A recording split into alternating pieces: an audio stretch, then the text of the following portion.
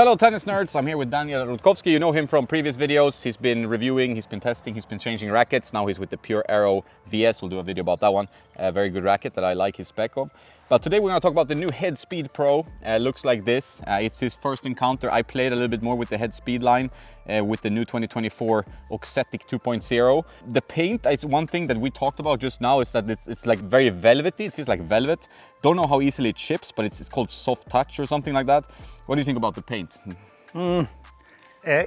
Okay, the paint is okay, but I'm not a big fan of it. I don't like the black-white. It's a bit boring in my opinion, but yeah, some people may like it. But I don't like how it feels, and it's boring. Make it glossy, please. Please make it glossy. Then it's even better.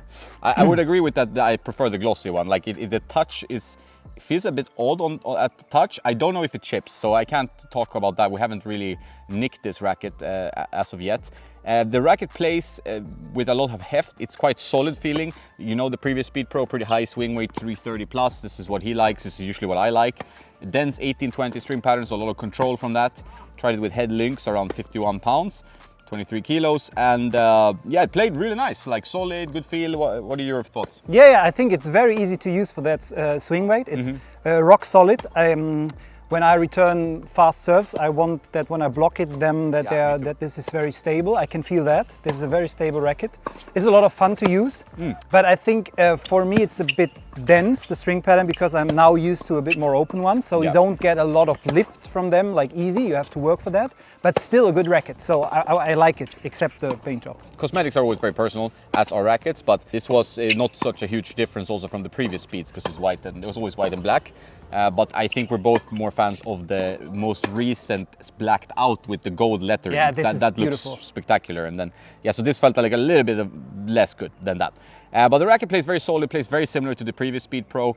Feels pretty forgiving, a little bit more comfort maybe thanks to the Oxetic 2.0, but you obviously need to dial in the string, 18-20 string pattern. We talked about dense patterns before, how much that affects the stiffness of the racket, because if you can have a really soft racket, but then if you have a super dense string pattern and you put a poly in it, you still have a stiff string bed, right? That's important to understand. And this one is not super comfortable, but it's a comfortable frame overall if you use the right string. So good update to the Speed, I liked it. Something I can use in a tournament. And you said you like a bit more spin, so you would be more of a spin-oriented frame. But for me, this one does a good job. Like I said, a very solid update, very good, bit more comfort. This racket could be given straight to a pro player, and they would be pretty happy with it depending on their preference and playing style. It's a racket that has the control and the solid feel that really advanced players crave, or if you're just a player who really enjoys a little bit more heft, but the forgiveness of a 100 square inch racket allows you to defend a bit better, I would say. This type of racket I like these days, a bit more forgiving head size, 100 square inches, but with a denser pattern. I talked about the Pure Strike recently, 1620. This Speed Pro is also an excellent racket, a little bit heftier with the swing weight, so with some quality control issues that could be a problem.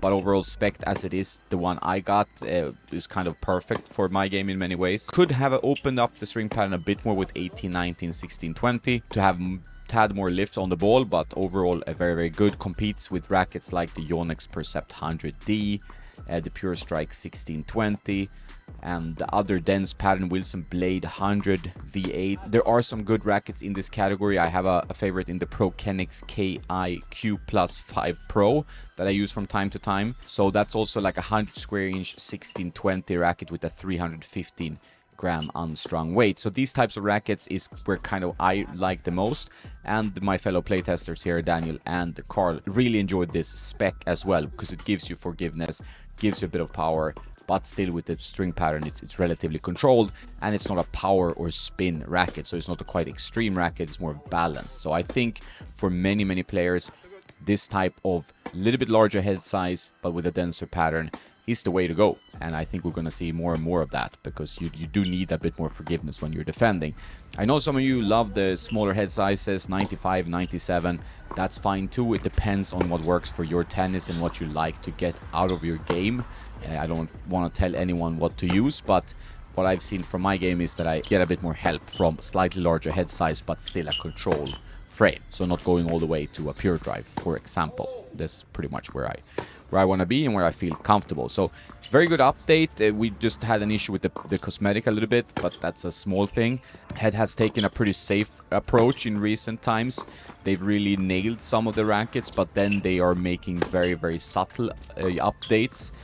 This one tad more comfortable, maybe a bit more solid, like the sweet spot feels a little bit bigger, but it's nothing that if you already have the previous model, I'm not sure you're really gonna go out and feel a huge difference with this one. So that's one thing to be said. So if you really like the blacked out cosmetic, for example, like we did, it could even be a thing where you buy that previous generation model, and that's fine, because the update is not huge. They make small, subtle, incremental upgrades. Many racket brands tend to do that. It's tough to come up with something completely new. It's always a risk, and the head models seem to be very, very well liked. So, you know, why change something that works? One reason for that is also that they're pretty pressed on time, because they only have like 2 years between new models. So it's not that easy to come up with new changes all the time when you have that many racket lines. Great racket. If you're into heavy frames, if you can handle the swing weight, you know, give this one a go. It's very, very good, very solid.